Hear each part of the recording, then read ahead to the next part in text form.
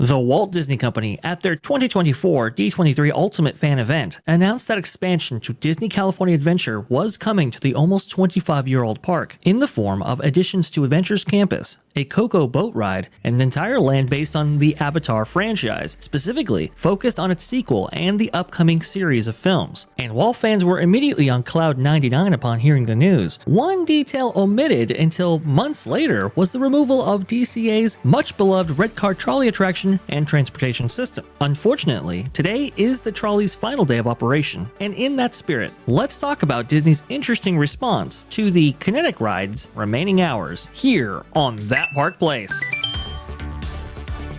Transportation options. They are vital to a theme park, both in their operation and for their kinetic energy, as Culture loves to say, and I agree with him on that sentiment.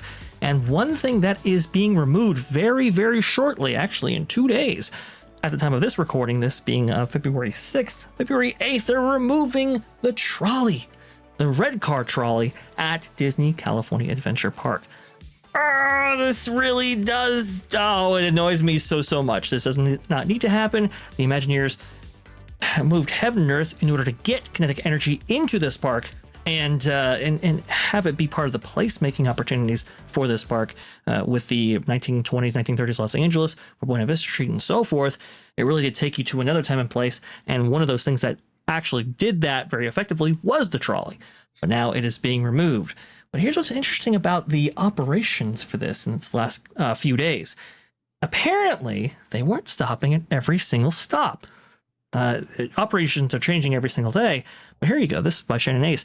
Red car trolley skipping stops during final week at Disney California Adventure. Due to the high demand, the red car trolley at Disney California Adventure will make non-stop trips between Buena Vista Street and Sunset Boulevard during its final week of operation. The red car trolley will travel directly between its stations on Buena Vista Street near the main entrance of the park and Sunset Boulevard near the Hyperion Theater, with no intermediary stops at Carthay Circle across from the Carthay Circle restaurant and Hollywood Boulevard near the Disney Animation Building, which, by the way, we are hearing, I don't know, that might be in the chopping block as well. We will see. The Carthay Circle stop has a sign, red car trolley does not stop here today. Hollywood Boulevard is lacking such a sign, but the trolleys are skipping the stop. This is absolutely tragic. I have heard that they have been having some operational difficulties with this because of the sheer demand. So I suppose it makes sense. But guys, what do you think about all of this? What do you think about the operational changes that they've been making? And what do you think about getting rid of something that is, I think, so beloved in a park that desperately needs some type of transportation service? Well, I think this thing is, as far as a transportation service within the park is not very effective, but a lot of that's just because of how they decided to construct this. I mean, you have to remember, this is a cobbled together third version of this park at this point, maybe fourth, if you could argue that. But the operational issues are a result of deferred maintenance. This has had a history of deferred maintenance for a long time, much like much of Disneyland now. You're starting to see the effects of Disney's profit at all costs strategy, and it's not going to pay off in the long run. This is going to become very embarrassing for Buena Vista if they just keep shedding things and not bringing things into place. So, but as far as the transportation system, there was one in the original planning. It just wasn't there when they were done. So. Is this the literal plot to Roger Rabbit come to life? Yes, it is. And instead of getting a freeway or the, I-10 or the 5 or something, we're getting maybe Avatar, maybe Coco. We have no idea what we're getting. And that's kind of the thing, like, at least for Muppets, right? I'm not saying this is great. I'm not saying this is ideal. I'm not saying this is preferable. What I'm saying, though, is that at least we kind of know, like, okay, we don't agree with what's going on, but at least we know what it's going down for. That doesn't make it much better, but at least it gives you an idea of where we're going here. With the red car trolley, we have no idea what we're losing this for. And I think that is the thing that creates the most hesitation amongst us fans, especially of Disneyland Resort. You can actually see right here, Luke and Enzo here, a rare sight. There's a standby line to access the red car trolley on Buena Vista Street. That's unheard of, by the way. This line right here, that never happens for this thing. Currently, only one trolley is in operation. Red car 7 2017. For July 17th, the opening date of Disneyland in 55 has already been permanently removed from service. I hate this. I hate all of this. I dislike it. Yeah. It's, again, you make a good point. I will suggest this. There is a possibility we get nothing. Yes. Because that's very much within Disney's wheelhouse now. They promise a lot of things, and they never deliver what they promise. They are doing the exact opposite of what a good business does. They are over promising and under delivering on everything we've gotten. You can start with the 7-year project known as Tron at Disney World. Oh, God.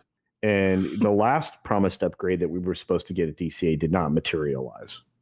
So I'm skeptical that anything that they are lining up for the expansion at the Disneyland park in California, Southern California, why would I expect that they'll actually follow through, or at least in a way that's compelling? So this is really strange for me to be this down on Disney, but I don't know how else you can. Well, go ahead, please. That's the issue, though. But like it is weird because I don't know. It seems like it's taken a long time coming for people to start to realize, and some people did about a decade ago, but for people to realize how bad Bob Iger's leadership of this company has been. And I think it's unfortunate that we're going to see it even more when the next leader comes in.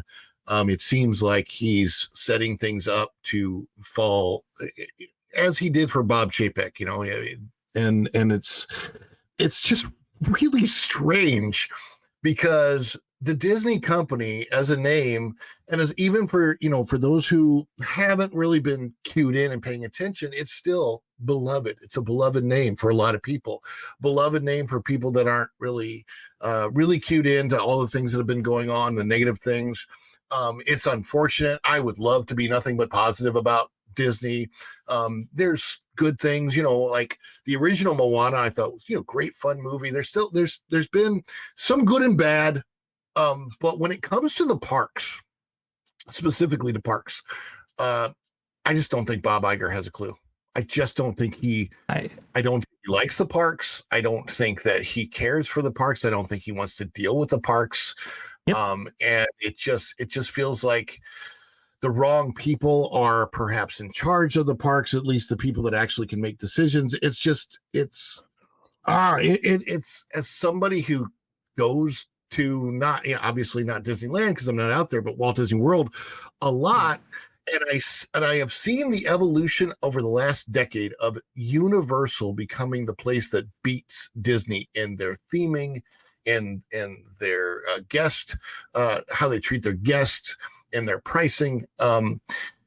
It's really strange. It's not anything that I ever thought that I'd see in my lifetime. And with Epic Universe coming, I think there's a very, very high chance, not just with Epic Universe coming, but with how Disney has been treating their parks. There's a very good chance that we see a takeover in the market share from Disney to Universal.